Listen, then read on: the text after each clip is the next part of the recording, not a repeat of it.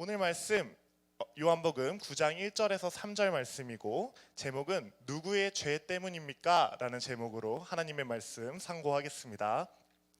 여러분들은 이런 생각 하신 적 있습니까? 약간 부자를 보고 잘 되는 사람을 보고 저 사람 성공할 만했지. 평소 행실이 착하고 정직했어. 저 사람은 성공할 만해. 그래서 잘 되고 마땅해 라는 생각을 해보신 적이 있습니까? 제가 요즘 이제 집에서 쉴 때 유튜브를 보는데 유튜브로 곽튜브라는 사람을 찾아보곤 합니다. 이 곽튜브란 사람은 여행 유튜버인데 이제 스탄으로 끝나는 나라 카자흐스탄, 우즈베키스탄 그리고 러시아를 이렇게 다니면서 그 여행에서 있었던 일을 유튜브로 올리는 사람입니다. 근데 이 사람이 이제 그런 나라들에서 되게 선한 사람들을 많이 만나서 되게 은혜를 입어서 뭐 거기 집에서 지내고 밥도 얻어먹고 하는 그런 일들을 경험하는 영상을 올리면서 사람들이 거기서 따뜻함을 느끼고 그래서 이제 인기 유튜버가 되었습니다.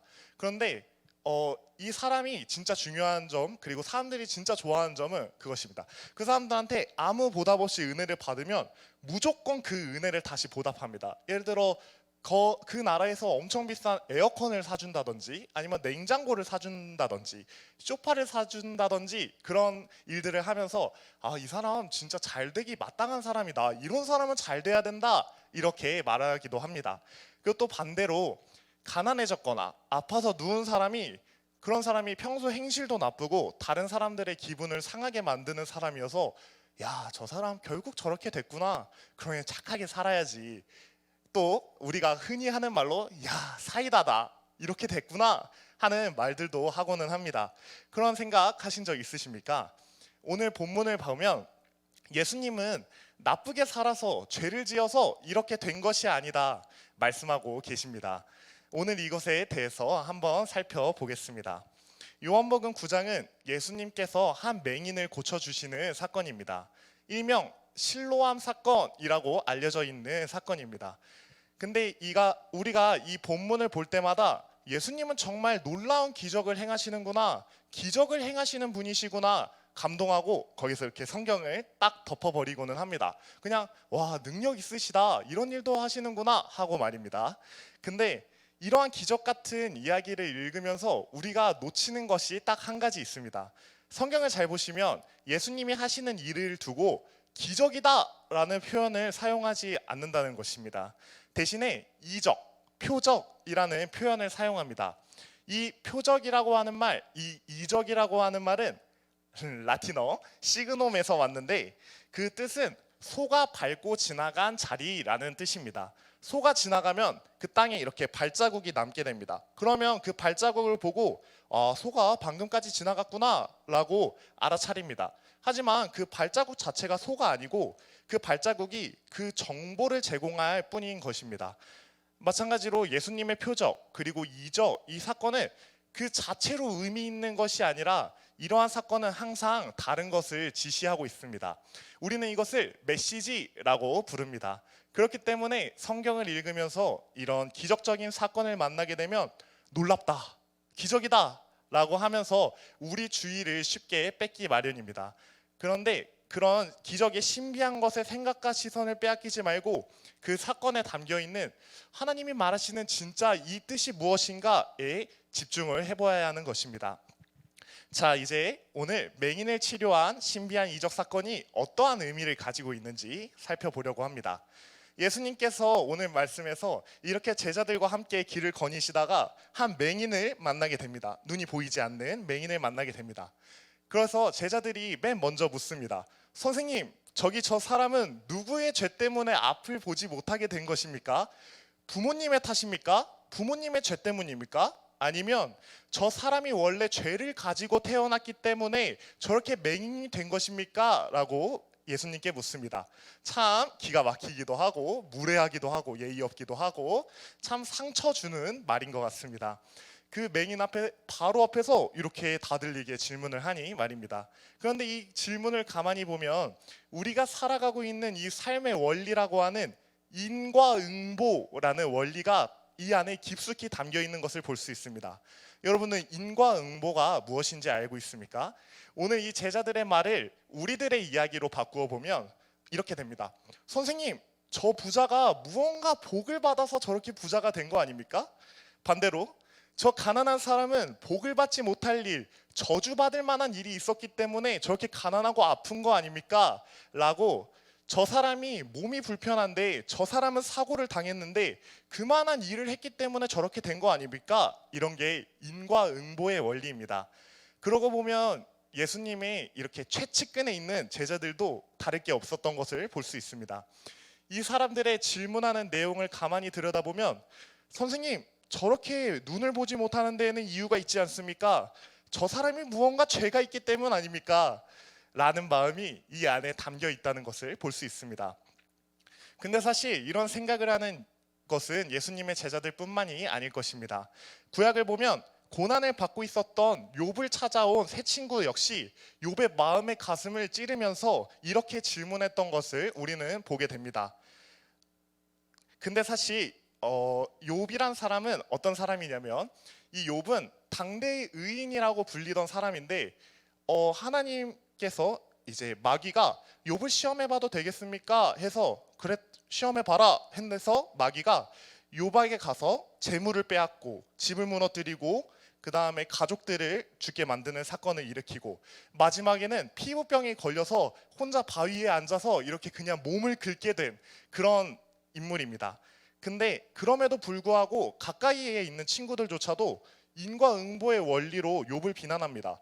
분명 너가 뭔가 잘못한 게 있겠지. 너가 하나님 앞에서 죄를 지었으니까 그렇게 잘 살다가도 가족도 죽고 재산도 없어지고 마지막에는 이렇게 피부병으로 몸이나 긁고 있는 신세가 된 거 아니냐 하고 비난하고 있습니다.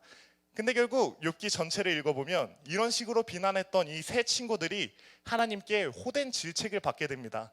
그러면서 하나님의 뜻이라는 것은, 하나님의 생각과 판단이라는 것은 우리의 생각과 전혀 다른 방식으로 돌아가고 있다는 것을 성경은 알려주고 있습니다. 오늘 본문의 제자들도 마찬가지입니다. 욥의 세 친구처럼 이웃의 아픔, 나와 가까운 사람의 아픔을 인과응보의 원리라는 것으로 판단하고 상처 주고 있습니다. 그런데 우리가 하나 주의해야 할 것이 있습니다. 지금 이 사건이 일어나는 장소가 실로암이라는 곳입니다. 실로암에 대해서 예수님은 누가복음 13장 4절에 이렇게 말씀하십니다.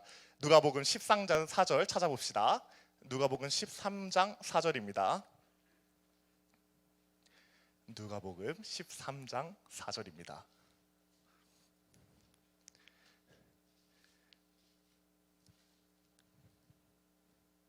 네, 한 목소리로 읽겠습니다. 시작. 또 실로암에서 망대가 무너져 치어 죽은 18사람이 예루살렘에 거한 다른 모든 사람보다 죄가 더 있는 줄 아느냐? 너희에게 이르노니까지 읽겠습니다. 시작. 너희에게 이르노니 아니라 너희도 많이 회개하지 아니하면 다 이와 같이 망하리라. 지금 보면 이 실로암이라는 장소는 예전에 사건 사고가 있었던 곳입니다. 이전에 기둥이 이렇게 무너져서 18명이 기둥에 깔려 죽었던 아주 큰 사건이 있었던 장소가 바로 이 실로암이라는 장소입니다. 그런데 이 큰 재난이 일어나서 한꺼번에 18명이라는 사람이 급작스럽게 죽는 이 대재난을 보고 한쪽에서는 사람들이 수군거린 것입니다. 저 기둥에 깔린 저 사람들은 분명 이유가 있어서 죽은 거야. 앞에서는 경건하게 살았지만 뒤에서 은밀한 짓을 해서 하나님의 진노, 하나님의 심판을 받아서 죽게 된 거야 하고 이야기합니다. 이렇게 슬픔을 함께 나누거나 그 원인을 찾기보다 그저 이렇게 말만 나누기 좋아하고 이 사건 사고는 나와 전혀 관계없는 일이야 하면서 제3자의 입장에서 이렇게 바라보고 있는 것입니다. 그러나 예수님께서는 이렇게 말씀하십니다. 그렇게 수군거리고 있는 너희들이나 죽은 사람들이나 비교해보면 별반 다를 게 없다. 재난을 당한 이유가 사실은 너희가 그렇게 생각하고 있는 죄 때문이 아니다 하시며 주님은 질타하고 계십니다. 다시 말해서 고난당하고 슬픔 당한 이 사람들에게 너희들이 가서 재판관처럼 인과응보의 잣대를 들이대지 말아라 하고 말씀하시는 것입니다. 왜일까요? 성경 전체에서 성경이 가르쳐주고 있는 것은 분명합니다. 죄에 대한 판단, 그것은 맨 마지막 우리의 죽음 그리고 세상의 종말이 올 때 심판주로 오실 주님만이 하실 일이시기 때문입니다. 그러나 제자들은 이 맹인, 이 장애인의 아픔을 아무렇지도 않게 상처 입히며 쿡쿡 찌르고 있습니다. 그러나 예수님께서는 이런 식으로 남의 아픔을 건드리지 않습니다. 주님의 대답이 무엇입니까? 요한복음 9장 3절 함께 읽겠습니다. 오늘 본문 요한복음 9장 3절 함께 읽겠습니다. 요한복음 9장 3절입니다. 시작. 예수께서 대답하시되 이 사람이나 그 부모의 죄로 인한 것이 아니라 그에게서 하나님이 하시는 일을 나타내고자 하심이라. 여기서 예수님께서는 누구의 죄 때문이다, 누구 때문이다 남 탓하지 않으십니다. 누구 때문에 망했다 말하시지 않으며 핑계 대지 않으십니다. 대신 예수님은 오직 지금 아픔 당하고 있는 저 사람 한가운데서 하나님이 어떤 일을 하실지 관심을 갖고 계신 것입니다. 그런데 여기 보면은 참으로 이상한 것은 예수님은 역시 언제나 우리와 정반대이십니다. 하나님은 언제나 우리가 이렇게 하나님의 말씀을 듣고 예배하는 이 시간은 굉장히 느리게 가는데, 이상하게 이렇게 모여서 남 욕하는 시간은 조금 일찍 빠르게 가는 것 같습니다. 또 심지어 그것이 재밌기도 하고 뭔가 그렇게 욕을 하면 화도 풀리고 화풀이도 되고 하는 것 같습니다. 근데 이게 사실은 우리의 자화상입니다. 우리는 그렇게 인생에 아무 도움도 되지 않고 자신을 이렇게 피폐하게 만드는 일에만 굉장히 몰두하고 즐거워하는 그런 본성이 있습니다. 그리고 그럴 때마다 등장하는 말이 있습니다. 내가 그럴 줄 알았어. 저 사람 내가 저렇게 될 줄 알았어. 다 이유가 있어 하는 것입니다. 이것이 바로 오늘 본문에서 제자들이 맹인을 향하여 던지고 있는 질문의 핵심입니다. 이것이 바로 인과응보의 논리라는 것입니다. 그렇다면 예수님을 한번 보시길 바랍니다. 주님은 그렇게 말씀하지 않으십니다. 남의 아픔을 그렇게 우습게 대하지 않으십니다. 오히려 진지하게 그 아픔을 끌어안고 현재의 아픔을 통해서 하나님을 무슨 일을 하실지 소망하며 그를 어떻게 도울지 고민하시고 예수님께서 직접 움직이십니다. 예수님은 사람들의 인과응보의 그 원리에, 그 방식에 별 관심이 없으십니다. 예수님은 이런 세상의 원리를 이미 뛰어넘어서 자유롭게 자신의 권능을 사용하시는 장면을 볼 수 있습니다. 바로 가셔서 땅에 침을 뱉으시고 진흙을 이겨서 그 맹인의 눈에 발라주시고 치료하시는 장면입니다. 사람의 생각에 도저히 가망 없다고 판단하더라도 하나님이 원하시기만 하신다면 아주 간단한 방법으로 일하십니다. 이것이 바로 하나님의 방식입니다. 인과응보라는 우리의 생각과 논리의 범위를 하나님께서 완전히 뛰어넘으십니다. 그 때문에 예수님은 갑작스러운 재난, 아픔, 육체의 질병이 있는 사람들을 직접 만나신 다음에 이렇게 말씀하십니다. 너희들이 당하고 있는 그 아픔, 질병은 죄 때문이 아니라 그 속에서 하나님이 어떤 일을 행하실지 나타내기 위함이다 하고 당당하게 말씀하고 계십니다. 사랑하는 성도 여러분, 우리 가운데 재난과 아픔, 질병을 당하더라도 낙심하지 않으시길 바랍니다. 오히려 그 속에서 주님이 관심을 갖고 있는 것이 무엇인지 발견하길 바랍니다. 생과 사를 주관하시는 하나님을 우리가 믿는다면 그 어떤 자리에서도 하나님은 당신의 약속대로 우리와 함께 계셔 주십니다. 비록 우리의 그 자리가 죽음일지라도, 완전히 소망이 끊어진 그 좌절의 자리일지라도 십자가 한가운데서 부활하신 그 하나님의 능력이 바로 그리스도 예수와 함께 있다고 성경은 오늘 우리에게 말씀하고 계십니다. 그러나 여러분이 어떤 아픔, 어떤 고난 속에서라도 하나님의 뜻을 발견하고 주님이 동행하여 주신다는 이 놀라운 역사를 체험하는 믿음의 자녀 되길 소망합니다.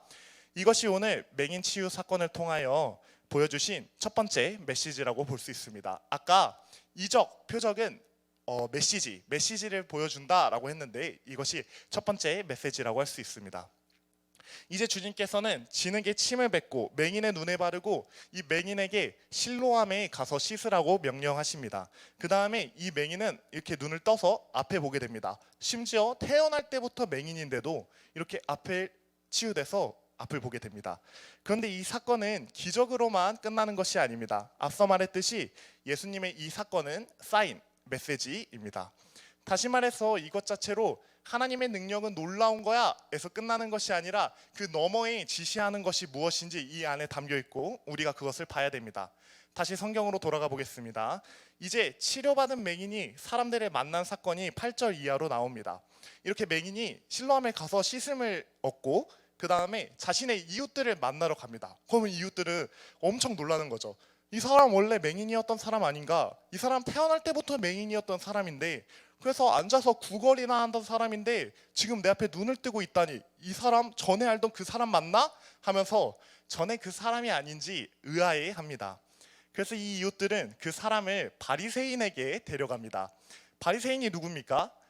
바리새인은 학식도 있고 돈도 있고 사회적 지위도 있고 권력도 있고 경건까지 하다고 하는, 종교적 경건 생활로 따지면 2등가라 하며 서러울 정도의 사람들이 바로 바리새인입니다. 두 번째 메시지는 바로 여기서 시작합니다. 힘이 있는 이 바리새인들은 지금 눈앞에 펼쳐진 진실 자체도 그대로 이렇게 받아들이지 않습니다. 그 맹인을 봐도, 눈을 뜬 맹인을 봐도 자기들의 이해타산을 계산하면서 진실을 왜곡시키십니다.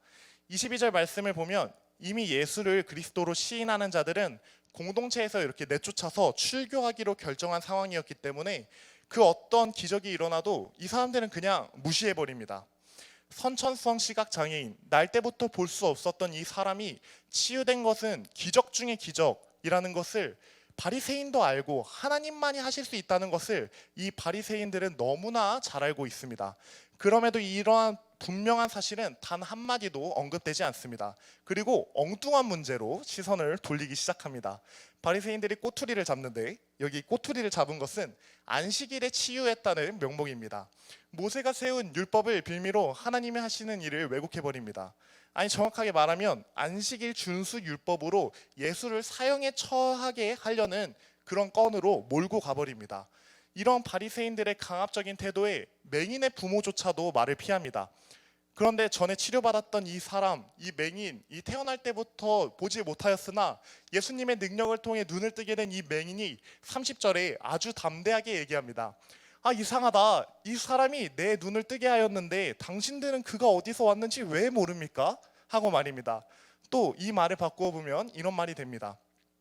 아, 이상합니다. 전에 내가 맹인이었던 거 다 아시지 않습니까? 그런데 지금 내가 눈을 뜨고 당신들을 다 보고 있지 않습니까? 그런데 어찌 보고도 믿지 못합니까? 당신들이 종교 지도자라면서 어떻게 눈앞에 펼쳐진 이 일을 보고도 믿지 못합니까? 하나님을 잘 믿는다는 당신들, 신앙생활 오래 하였다는 당신들이 더 이상한 거 아닙니까? 그렇게 신앙생활하고도 많이 배우고도 그렇게 많이 듣고 이제는 보고도 믿지 못하십니까? 참으로 이상합니다 라고 지금 말하고 있는 것입니다. 이렇게 말하는 것을 듣고 있는 바리새인들은 속이 뒤집어 꼬이기 시작합니다. 그리고 이 치유받은 사람을 그 자리에서 내쫓아 버립니다. 바리새인들의 편을 들지 않고 예수님의 편을 들었다는 이유로 바리새인들이 이 맹인을 내쫓은 것입니다. 다른 말로 하면 당시의 권력자인 바리새인들의 권력에 도전했기에 이 사람은 쫓겨납니다. 근데 이 쫓겨난 심정 이루 말할 수 없을 것입니다. 예수님을 만나서 치유를 받았지만 그 예수님을 만났던 그 만남 때문에 자신의 삶이 망가져 버리게 된 것입니다. 자신이 살던 삶의 타전에서 내쫓겨 버리고 이제 먹고 살 길도 끊겨버리는 그러한 비극이 지금 일어난 것입니다.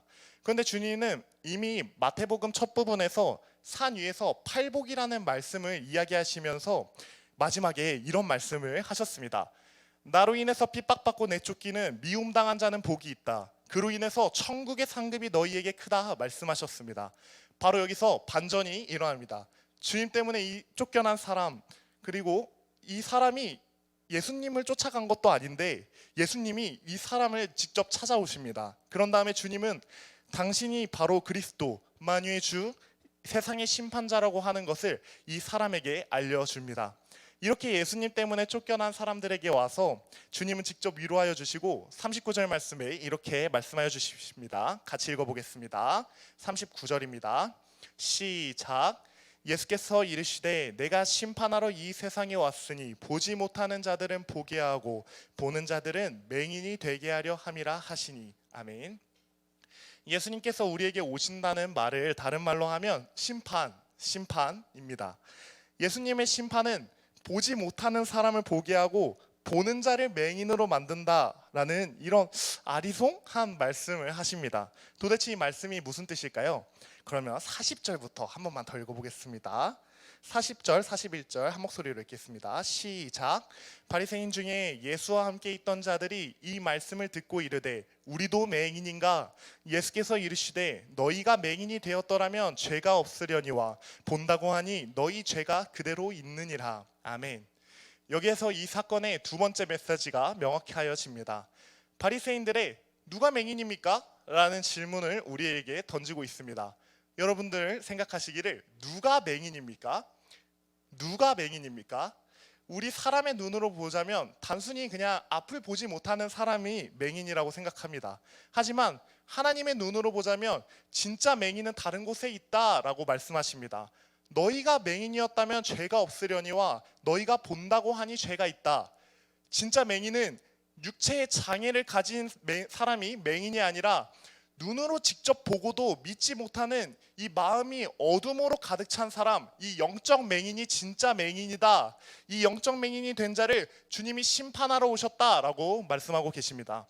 다른 말로 하면 보고도 못 보는 자가 죄인이고 들어도 못 듣는 자가 죄인이라는 말씀입니다. 수십 년 신앙생활을 하고도 말씀을 나의 이야기로 받지 못하는 자가 영적 맹인이라고 하는 뜻입니다. 말씀 앞에서 이 설교는 내가 아닌 다른 사람의 이야기야. 그리고 그 사람의 이야기 아니야? 하고 얼굴을 떠올리는 사람이 영적 맹인이다 라고 말씀하고 계신 겁니다. 주님은 이 말씀을 통해서 다른 사람에게 말씀하고 계신 게 아닙니다. 지금 이 자리에 있는 저와 여러분에게 말씀하고 계신 겁니다. 사랑하는 성도 여러분은 이제 말씀 마치려고 합니다. 오늘 요한복음 9장 맹인이 되었다가 치유받은 이 이야기를 통해서 우리는 두 가지의 메시지를 받게 됩니다. 첫째는 누구의 죄 때문입니까? 하는 질문에 우리의 고난은 누구의 죄 때문이 아니다 라고 하는 것을 주님께서는 밝히 이야기하고 계십니다. 오히려 시련 가운데 있는 사람들을 찾아가는 것이 주님의 뜻이고 시련 가운데 아파하고 눈물 흘리는 사람과 함께 울어주는 것이 그리스도인이다 라고 하는 것이 이 본문을 통하여 말하고 있는 첫 번째 메시지입니다. 그리고 두 번째 가르쳐주고 있는 이 메시지는 육체의 맹인이 아니라 마음의 맹인이 맹인이다. 우리 마음에 비수같이 꽂아주고 계십니다.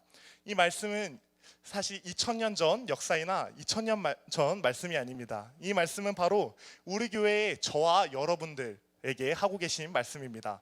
때때로 누구 때문에 이 모양이다, 누구만 아니면 좋았을 것을 이라고 하면서 자주 이야기하고는 합니다. 그러나 실상 누구 때문이 아니라 남 탓하고 있는 내 탓이기 때문에 내가 그것을 깨닫지 못하고 있기 때문에 자기를 합리화하고 있는 자신의 일이라는 것을 우리는 깨닫지도 못하고 회개하지도 않습니다. 주님의 말씀은 우리에게 다가오십니다. 주님이 오시면 모든 것이 드러납니다. 그분 앞에서 우리의 모습이 드러납니다. 눈이 있어도 보지 못하고 귀가 있어도 말씀을 깨닫지 못한다면 우리는 가망이 없습니다. 이것은 바로 주님의 심판의 말씀입니다. 그러나 성도 여러분, 사랑하는 성도 여러분, 바로 이 안에 복음이 있습니다. 내가 바로 바리새인 같은 영적 맹인이고 귀가 있어도 듣지 못했던 우리가 그 맹인이다 라고 깨닫는 그 순간 주님은 우리를 찾아와 주시고 우리를 도와주십니다. 이런 사람들에게 바로 천국이 임한다 하면서 우리를 가르쳐 주십니다. 바롭기는 이 시간 치료해 주시는 그리스도 예수의 놀라운 역사가 저와 여러분의 삶 가운데 체험되기를 간절히 소망합니다. 찬양하시겠습니다. 제가 중학교 때 목사님께 이런 말씀 들은 적이 있습니다. 여러분, 하나님을 만나셔야 합니다.